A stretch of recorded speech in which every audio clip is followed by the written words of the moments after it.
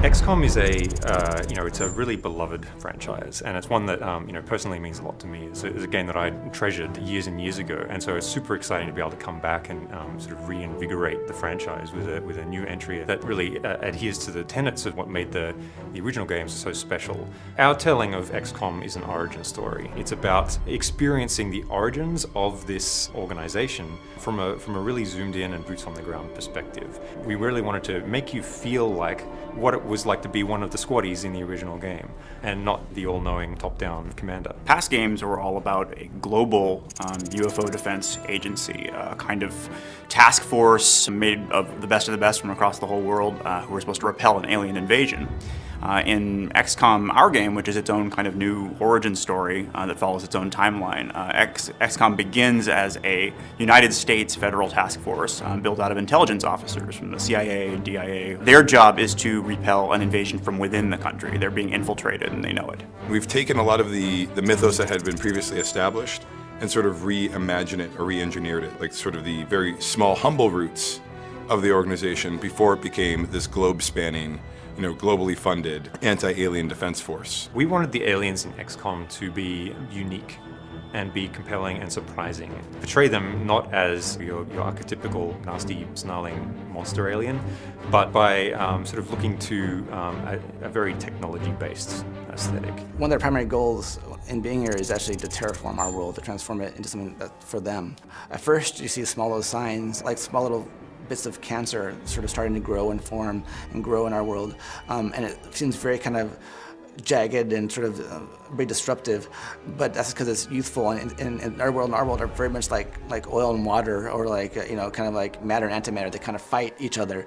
But eventually what you see throughout the game is eventually their world kind of wins and starts to grow and become more this cubic, perfect kind of pristine version of their own home world. But a lot of the places that you're going to go are kind of half and half. They're what was a pristine and vibrant American community, which has now been, or is in the process of being actively terraformed by alien technology. The XCOM of our game is a kind of unconventional organization by the standards of the time. It has an idiosyncratic thinker that put it together, and is specifically looking for people who are compensating for some kind of disadvantage. So you'll find a lot of the core cast are not necessarily what people think of as an invincible G-man. They have a different background, or they come from a politically more sensitive sort of demographic. And over the course of the game, you get to know why that was, why the character who put it together thinks that that's necessary. The base is really the hub of XCOM as an organization. It changes and evolves over the course of the game. It's someplace that you return to after every single mission, and it serves as both a sort of story and social space for you to have conversations with other characters, learn more about the world of XCOM, see how other people are reacting to the war as it progresses, and really immerse yourself in the world of 1962. But it's also your main hub for gameplay. You will obviously manage and recruit agents. Agents are your extensions of your willpower out in the battlefield, your buddies that you use to combat the alien threat. You'll be upgrading their powers, leveling them up. It's very sort of RPG-esque. The research area, for example, is where the scientific staff live. You're able to engage in the research economy through spending Illyrium on various designs.